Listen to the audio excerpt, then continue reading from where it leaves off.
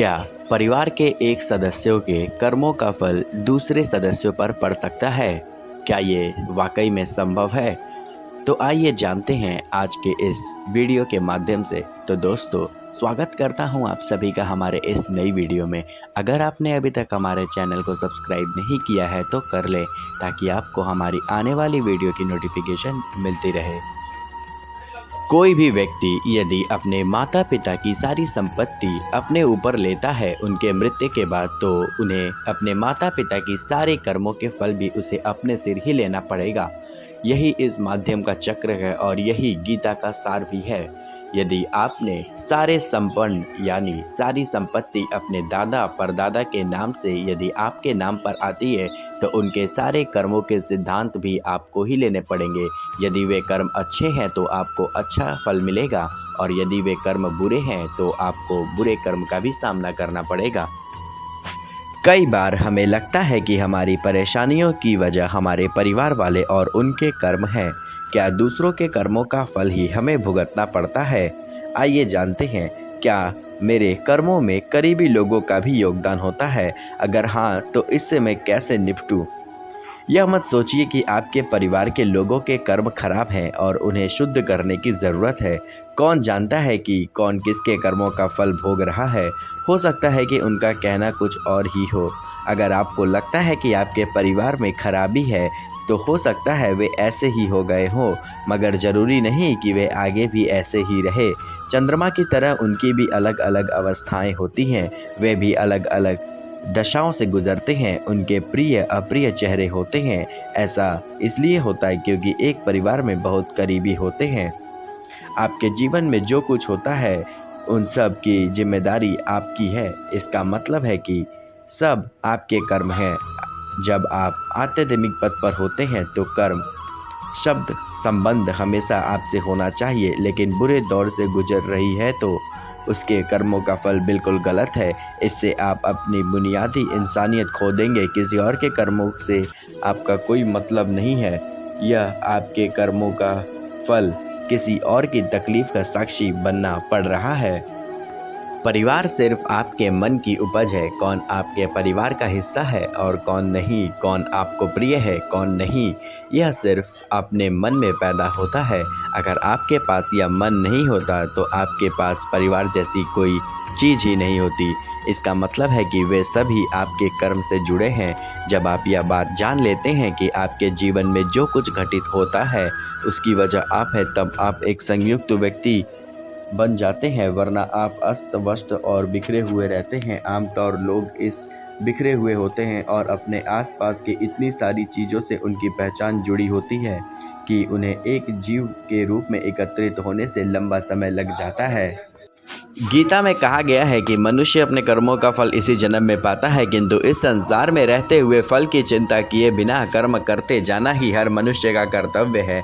जो कर्म नहीं करता वह पाप का भागीदार होता है। लेकिन कई बार ऐसा होता है कि मनुष्य के स्वभाव के विपरीत उसके कर्म फल मिलते हैं। अक्सर ऐसा होता है कि अच्छे लोगों के बार बार जीवन में बुरी तथा दुर्भाग्यपूर्ण घटनाओं का सामना करना पड़ जाता है, जबकि कई दुष्ट मनुष्यों को अनेक बुरे कर्मों के बावजूद भाग्यहीन का कभी सामना ही नहीं करना पड़ता। ऐसे में अगर कर्म के अनुसार फल पाने जैसी बातों का आंकलन करें तो पूरी तरह निर्धारित होती है। मनुष्य का वंश उसका पुनर्जन्म माना जाता है। बच्चे अपने माता पिता का अंश होते हैं और उन्हीं का दूसरा रूप माने जाते हैं। उनकी सोच और स्थिति के अनुसार बच्चों का जीवन भी प्रभावित होता है, लेकिन इससे कहीं बहुत अधिक हर व्यक्ति का भाग्य और दुर्भाग्य ही अपने पारिवारिक कर्मों से जुड़ा होता है। इसलिए संभव है कि कोई मनुष्य अपने कर्म और स्वभाव में अति नेक दिल के, लेकिन उसकी परिस्थितियां हमेशा उसे चुनौतियों तथा दुखों का सामना कराती हैं। वहीं ऐसा ही संभव है कि एक अत्यधिक क्रूर व्यक्ति, जिसे अपने भाग्य के बल पर जीवन का हर सुख मिल जाता है और हर चीज़ उसे आसानी से मिल जाती है, उसे साथ साथ दूसरों की परिस्थिति की तुलना करते हुए दुखी होने की बजाय उसको अपना सारा कर्मफल मानकर चलना चाहिए और ईमानदारी पूर्वक अपने कर्तव्यों का पालन करना चाहिए। आज हम आपको ऐसे ही कुछ लक्षणों के बारे में बताएंगे जो आपके अपने पूर्वजों के कर्मों का फल भुगत रहे हैं। पारिवारिक कर्मों या कहें पूर्वजों के कर्मों से जुड़े लोग ऐसी घटनाओं या परिस्थितियों से जुड़ सकते हैं जिसका उनके वर्तमान में शायद ही कोई नाता हो। ऐसे लोग उन परिस्थितियों के भी जिम्मेदार ठहराए जाते हैं जो उन्होंने कभी किया ही नहीं। ऐसा भी संभव है कि आपको उस काम का क्रेडिट भी मिले जिसके लिए आपका बहुत अधिक योगदान ना हो। अगर कोई व्यक्ति अपने पूर्वजों के कर्मों से जुड़ा होगा तो जरूरी नहीं कि यह हमेशा उसके लिए नकारात्मक ही होगा, बल्कि कई बार यह उसके लिए अच्छा भी होता है। या तो ऐसे लोगों को मेहनत से कम आंका जाता है या मेहनत और उम्मीद से अधिक उन्हें मिलता है। ज़्यादातर ऐसे लोगों को परिवार में या तो उपेक्षा की दृष्टि से देखा जाता है या उन्हें हर किसी की बहुत अधिक उम्मीदें होती हैं। इसलिए अगर परिवार में कुछ बुरा हुआ और उसके लिए वो जिम्मेदार ना भी हुए तो भी दोषी ठहराए जाते हैं। यह उनके लिए बेहद दुखी करने वाला या अवसादपूर्ण होता है। इससे ठीक विपरीत कई बार ऐसा भी होता है, किसी भी प्रकार से पारिवारिक की उन्नति हो या मान सम्मान मिले और उसे पाने में भले ही उस व्यक्ति ने कोई अधिक प्रयास ना किया हो, लेकिन परिस्थितियां कुछ ऐसी होती हैं कि उसका पूरा फल उसे ही दे दिया जाता है। ऐसे लोग त्यागी होते हैं और जीवन में अपने पूर्वजों के आशीर्वाद से आगे बढ़ते हैं। परिवार और उनके हर सदस्य के लिए उनके दिल में एक विशेष मोह होता है। अन्य लोगों की उपेक्षा उनमें परिवार के सदस्य और परिस्थितियों के लिए अतिरिक्त समझ भी होती है, जिन घटनाओं या समस्याओं का कारण और निदान परिवार के बड़े भी नहीं समझ पाते, उन्हें यह आसानी से समझ लेते हैं। ऐसे लोगों को जीवन में अकारण बुरी परिस्थितियां भले ही मिले, लेकिन हर हाल में वे उससे उबर ही जाते हैं। इसलिए अगर आपके साथ ही इन परिस्थितियां हैं तो समझें कि आप अपने परिवार के कर्मों से जुड़े हैं। ऐसे में अगर आपको बेवजह प्रशंसा मिले तो उस पर बहुत अधिक उत्साहित और खुश होने की बजाय अपनी वास्तविकता को याद रखें। इसी प्रकार अगर अकारण कुछ बुरा होता है तो दुखी होने की बजाय सत्य को स्वीकारें।